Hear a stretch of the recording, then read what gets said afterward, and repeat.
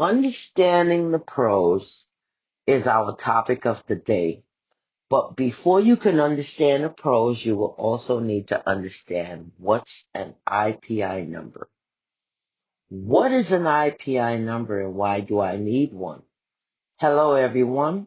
I'm about to share one of the main things that you will need as an artist, especially if you're going to be an indie artist, meaning that you are going to be independent. And what an indie artist is a person not attached to a label, and that person is going to make or buy their own beats, distribute their own music through a variety of distribution platforms, and write and produce their own music. They will eventually have to get what's called an IPI number.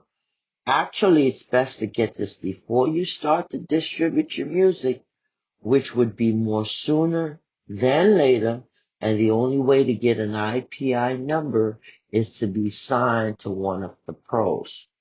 So you may ask, what is a pro? A pro is a performance rights organization. And so what is a performance rights organization? Generally speaking, a pro is an organization collecting royalties on behalf of songwriters and publishers, building a link between the owners of the composition copyright and the music users. Technically speaking, pros are just a subset of a broader landscape of collective management organizations, or CMOs, that deals primarily with royalties due for the public broadcast of music works. So basically, to break it down, a pro is an organization that collects and distributes royalties to songwriters and publishers. There are several pros, but I'm only going to concentrate on the main ones that concern us. There are three major pros in the United States: BMI, ASCAP, and CSAC. Though CSAC is more specialized and is by invitation only. So for most of us, the only other choice we have is between BMI and ASCAP. A note I want to make is that joining a pro isn't a legal requirement or anything, but if you don't join a pro, then you can't collect your performance royalties. It's just that simple. So if you've got any music out there gathering plays on streaming platforms, in bars, on radio, or in commercials, then make sure to join a pro. The cost of joining a pro, I want to say as of this recording, getting an IPI number will come with a charge, depending on which pro you decide to go with. But currently, ASCAP, which is one of the pros, offer a free enrollment to get an IPI writing number along with the producer number. So if you did not want the producer number, you will be able to get a writer's number by itself for free. But if you decide to go back for a producer number, the cost will be $50. My suggestion is to get both at the same time because it's free with ASCAP and you may need to use a producer number in the future. To join BMI, the rider fee is now $75, but sometimes they may run promotions, and I have seen them offer it for free. The cost of individual publisher is a one-time fee of $175.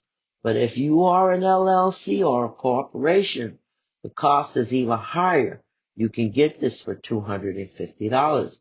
One of the things you should do when signing up for either one of these pros is to go and check out their facts pages to get an understanding of what benefits they offer you as a writer and as a publisher.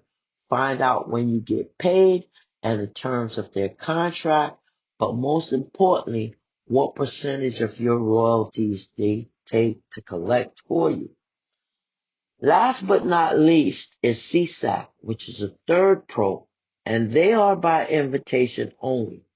So they do not publish their cost for writers, but I believe that the producer's IPI number is free. Speak less about CSAC because to join them, they will actually have to send you an invitation to join. They put out little information about the procedure or their cost. And for that reason, most artists that you will encounter will either have BMI or ASCAP. You want to go to their facts page to see what their costs are and what their procedures for joining.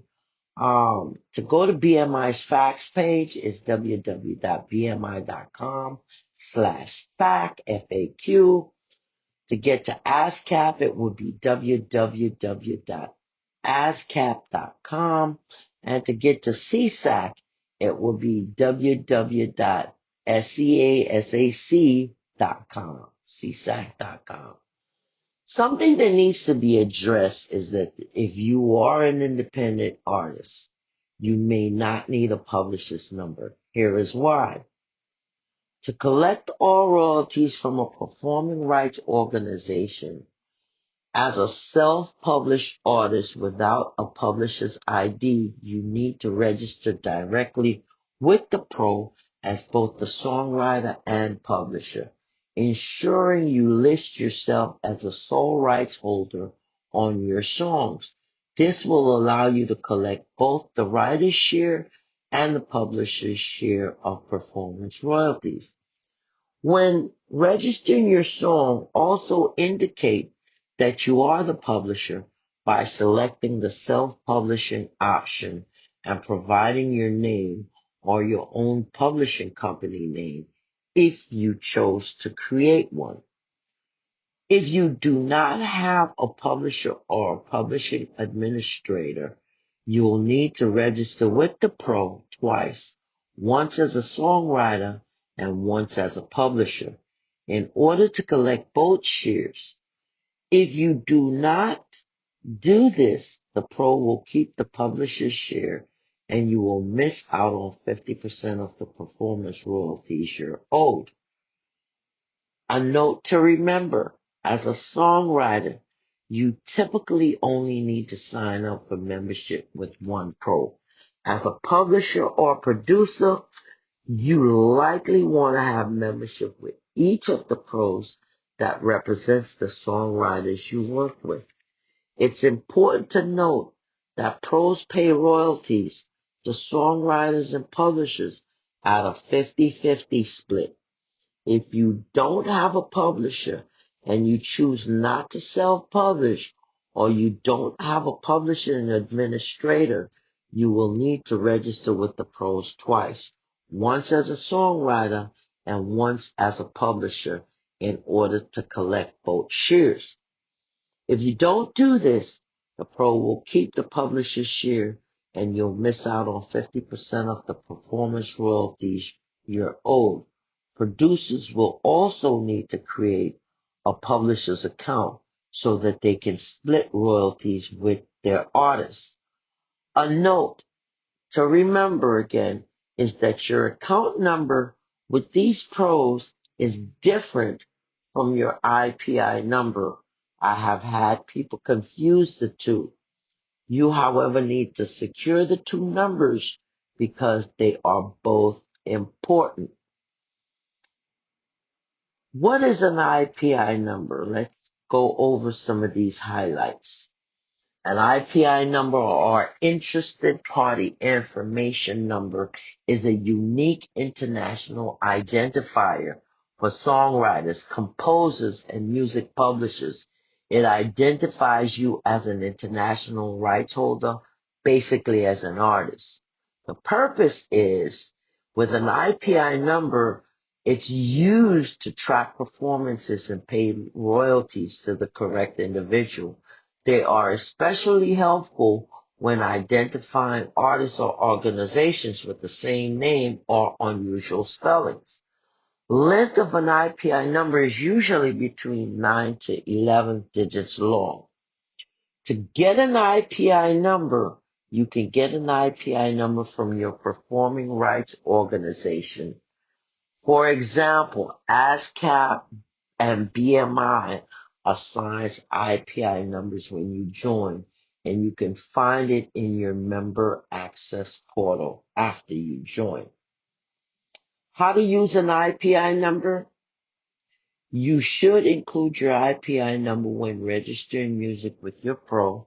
You will want to share your IPI number with collaborators and get theirs in order to receive proper royalty distribution. What to do if you're unable to locate your IPI number? You can call ASCAP or BMI if you can't find your IPI number. What to do if you have multiple names? If you have multiple names or AKAs on file with BMI, you will be assigned a unique IPI number for each one.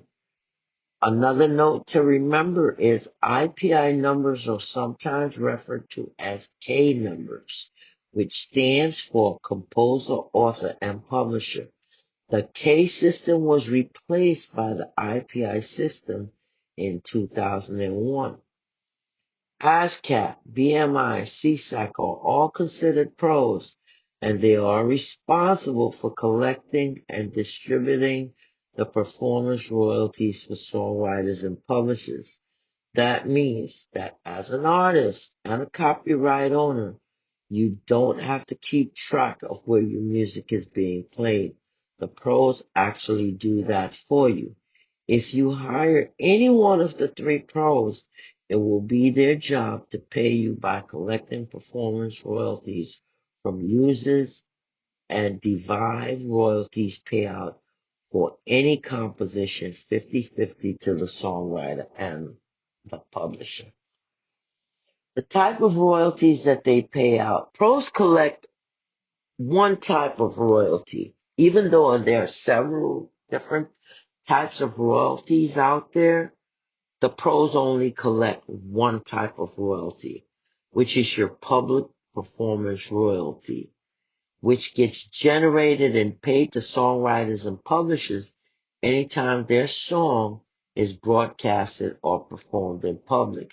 This includes things like live performances when a song is performed live in a venue, such as a bar, radio, when a song is played on radio, such as on Pandora or Sirius XM, TV, when a song is played on TV shows or in commercial, streaming services, when a song is played on streaming services like Spotify or Apple Music. The duties of a performance rights organization is licensing the use of the rights they manage to music users, by granting license to venues, radio stations, and businesses to use their catalog of music in exchange for a fee, monitoring the license use in order to enforce the conditions upon which the license has been granted, which is they track how often and where songs are played, including streaming services, radio, and in restaurants. Last but not least, collecting and distributing the royalties payable as a result of the authorized use. And they track how much royalty money is owed to songwriters and publishers, collecting and distributing royalties to relevant parties.